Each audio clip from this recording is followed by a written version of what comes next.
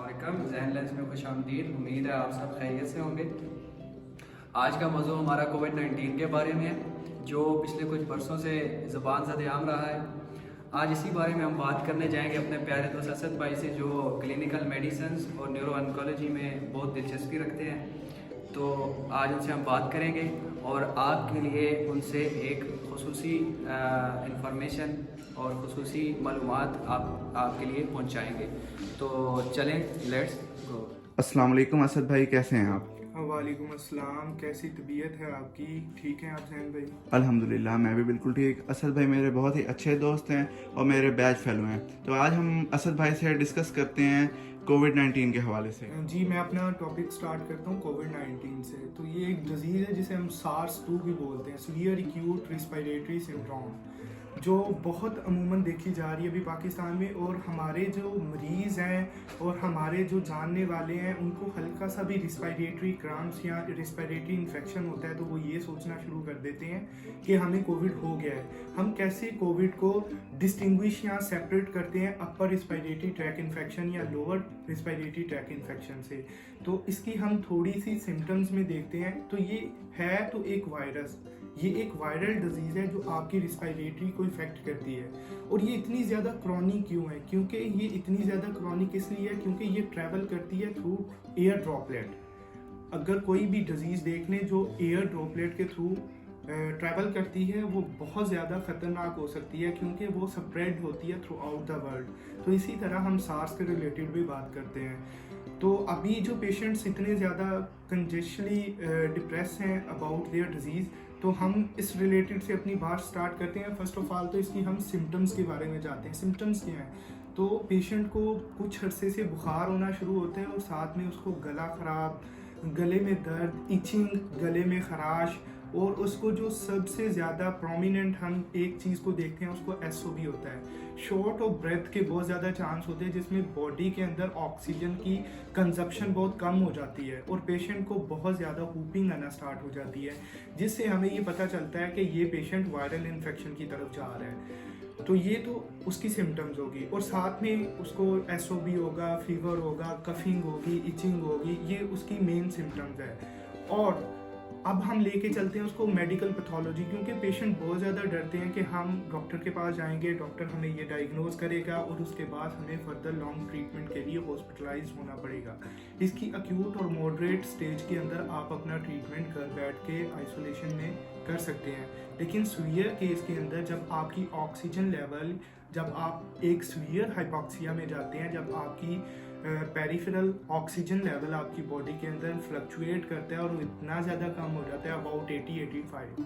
अब हमने इसकी मेजरमेंट भी देखनी है। आम इंसान के अंदर 98-95 प्लस हम उसे नॉर्मल कंजप्ट करते हैं, लेकिन जब हल्का अक्यूट इन्फेक्शन होता है तो वो अबाउट हम 90 प्लस उसे नॉर्मल करते हैं और उसमें भी हम उसे कुछ नेबुलाइज देते हैं और वो पेशेंट रिकवर अप हो जाता है। लेकिन जब 90 से कम हो जाता है या 80 से प्लस, इट्स मीन ये सीवियर केस के अंदर है। उस सूरत के अंदर पेशेंट को हॉस्पिटलाइज होना चाहिए। तो अब हम जाते हैं कुछ मेडिकल पैथोलॉजी की तरफ, क्योंकि मेडिकल पैथोलॉजी बहुत असेंशियल है टू डायग्नोज द कोविड-19। तो फर्स्ट ऑफ ऑल आप CBC करवाएंगे, जिसमें आपको पता चलेगा कि पेशेंट की सेप्टिसीमिया की तरफ जा रहा है, मतलब पेशेंट के अंदर ल्यूकोसाइट बहुत ज़्यादा हो रहा है और बॉडी टॉक्सिसिटी की तरफ जा रही है। फिर हम देखेंगे जब टॉक्सिसिटी की तरफ जा रही है तो उसके रीनल इम्पैक्ट तो नहीं हो रहे, उसमें रीनल प्रॉब्लम्स तो नहीं आ रही, तो हम रीनल के लिए RFTs उसका करवाएंगे। और बहुत कम केस हैं जिनके अंदर पेशेंट को नोजिया और वॉमिटिंग की कंप्लेन कर रहे हैं, क्योंकि ये वायरल आपकी बॉडी के अंदर बहुत ही स्प्रेड हुआ होता है और आपके ईच एंड एवरी जो आपके सारे ऑर्गन हैं उनको इफेक्ट कर रहा होता है, और ये अमूमन जाके आपके लिवर के अंदर लिवरोसिस करवाना स्टार्ट कर देता है, जिसके अंदर ब्लीडिंग भी हो सकती है, वॉमिट विद ब्लीडिंग भी हो सकती है पेशेंट को। तो अभी इसके मेजर टेस्ट जिससे हमें कोविड का पता चलेगा, वो ये तो एक साइड्स हैं जिसमें जो उसकी सिम्टम्स हैं उसे इफेक्ट कर रही हैं ऑर्गन्स को, वो हमने देखनी है।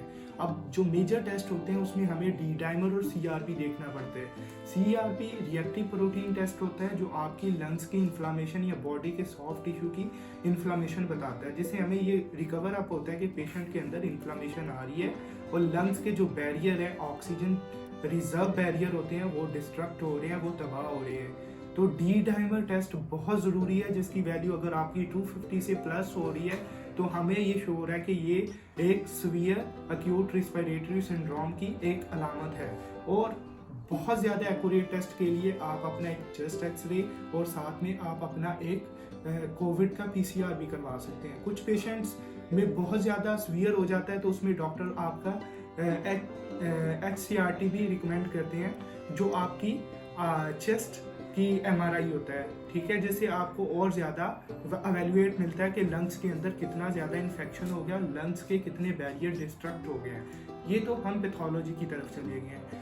अब हम चलते हैं, अगर सीवियर और मॉडरेट के और एक्यूट की तरफ अगर पेशेंट गया तो हम उसका क्या ट्रीटमेंट कर सकते हैं। फर्स्ट ऑफ ऑल तो मैंने आपको स्टार्ट में वीडियो का ये बताया था, ये एक वायरल है तो हमें कुछ एंटी वायरल मेडिसिन देनी पड़ती है, जैसे रेमडेसिविर हो गई है, ये 100 मिलीग्राम में अवेलेबल होती है, तो ये स्टार्ट की डोज होती है 200 मिलीग्राम पर डे।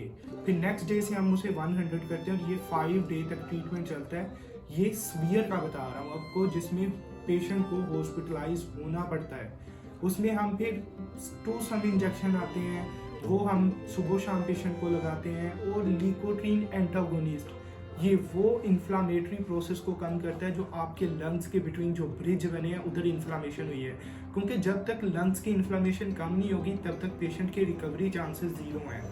कुछ स्टीरॉइड्स भी दिए जाते हैं और स्टीरॉइड्स को देखने के लिए फर्स्ट ऑफ ऑल हमें पेशेंट की पैथोलॉजिकल सिचुएशन देखनी पड़ती है कि आया कि हमारा पेशेंट डायबिटीज़ वाला तो नहीं है, हाइपरटेंशन वाला तो नहीं है। इस सूरत में आप उसको स्टीरॉइड्स नहीं देते। अगर स्टीरॉइड्स देते हैं तो आप उसको मिनरल कोर्टिकोट्रॉफिक जो भी होते हैं स्टीरॉइड्स, जैसे हाइड्रोकार्टिसोन हो गया, मिथाइल प्रेडनिसोलोन हो गया, ये वाले स्टीरॉइड्स दे सकते हैं। अब बात करते हैं एंटीबायोटिक्स की, जो बहुत ज़्यादा नेसेसरी है आपकी एक्यूट फेज में और मॉडरेट में। आप मॉक्सीफ्लोक्सासिन जैसे मॉक्सीगेट है 400 mg में, वो डेली की एक टेबलेट ले सकते हैं और 1 वीक से 2 वीक तक इसको कंजप्ट कर सकते हैं, ले सकते हैं। नेक्स्ट आप लिकोट्रीन एंटागोनिस्ट में ले सकते हैं, जैसे मोन्टिका अवेलेबल है पाकिस्तान में, मोन्टिलो कास्ट में दिन में 1 दफ़ा ले सकते हैं। एंटी एलर्जिक ले सकते हैं, क्योंकि इरिटेशन होती है ना आपके स्मूथ मसल्स की, जिसकी वजह से आपकी प्रोलैसिस जो कफिंग है वो स्टार्ट हो जाती है। तो आप उसमें सिट्रोजिन 10 mg जैसे रिजिक्स अवेलेबल है, वो ले सकते हैं दिन में 1 दफ़ा। और साथ में कोई भी साथ में निबलाइज ले सकते हैं, जैसे सल्ब्यूटामोल में निबलाइज अवेलेबल है, वो आप ले सकते हैं। अब इसमें आप बहुत अच्छी डाइट क्या ले सकते हैं, आप वो वाली डाइट लें जिसमें भरपूर प्रोटीन है, जैसे एग ले सकते हैं, प्रोटीन जैसे आप प्रोटीन का सूप ले सकते हैं, चिकन सूप ले सकते हैं, मटन सूप ले सकते हैं। और मिर्ची बहुत कम रखें। इस पेशेंट में आप मिर्ची जितनी कम रखेंगे, आप कावे भी ले सकते हैं, कावे बहुत ज़्यादा इफेक्टिव होते हैं ज़ाफ़रान के साथ। और आप सिनामन ऐड करें, उसके अंदर कोरिएंडर ऐड करें, तो इससे बहुत अच्छा एक कावा यूज़ होगा। अगर उसके अंदर आप थोड़ा सा हनी भी यूज़ कर लें तो वो आपके इम्यून सिस्टम को बूस्ट अप करता है। और कुछ आप मल्टी विटामिन जैसे रेविटाल मल्टी टैबलेट है, वो दिन में 1 दफ़ा, और विटामिन डी जितना ले सकते हैं वो आपके लिए बहुत ज़्यादा नेसेसरी है, क्योंकि विटामिन डी आपके इम्यून सिस्टम को बूस्ट अप करता है। और बूस्ट अप करने के साथ आपके इम्यून सिस्टम को एबिलिटी देता है कि वो फॉरेन पार्टिकल्स के साथ फाइट कर सकें और उनको वहाँ पे किल आउट कर सकें। ये कुछ मेडिसिन थी, कुछ प्रिकॉशन थी, कुछ इसका ट्रीटमेंट था, कुछ आपकी यहाँ पे मेडिकल पैथोलॉजी थी। ये मेरे ख्याल से इतना टाइम इनफ है हमारे व्यूवर्स के लिए। मैं होप उनको ये वीडियोस अच्छी लगी होंगी। मेरे ख्याल से ये टाइम इनफ है। ये अगर एक आम बंदा इस वीडियो को देख ले, वो अपनी अपर रिस्पिरेटरी ट्रैक्ट इन्फेक्शन और SARS severe acute respiratory syndrome इसके दरमियान डिस्टिंग्विश कर सकता है। और सबसे बड़ा जो पैरामीटर होता है वो आपके पास पल्स ऑक्सी मशीन होनी चाहिए, जिसमें आप अपने पेशेंट की ऑक्सीजन चेक करें, पेरिफेरल ऑक्सीजन देखें। तो अगर तो पेशेंट की 90 से कम आ रही है तो आपको डेफिनेटली देखना चाहिए कि ये पेशेंट सार्स की तरफ है, कोविड की तरफ है। कोविड की बहुत सारे वेरिएंट आए हैं, अल्फा, बीटा, डेल्टा और साथ में ओमिक्रॉन, ये सारे वेरिएंट आए हैं, लेकिन ये है एक ही किस्म, ये एक ही तरह का वायरस है, थोड़ा सा मॉडिफाई हुआ और इसको हम एक ही तरह की एंटीवायरल देके रिकवर अप करते हैं। बहुत बहुत शुक्रिया असद भाई आपके टाइम का। आपने बहुत अच्छे से उम्मीद है कि व्यूवर्स को क्लियर कर दिया होगा अबाउट कोविड-19। तो उम्मीद व्यूवर्स से रिक्वेस्ट है कि वो हमें कमेंट्स में बताएं कि आपको ये वीडियो कैसी लगी। अपना बहुत ख्याल रखें। अल्लाह हाफिज़। अल्लाह हाफिज़।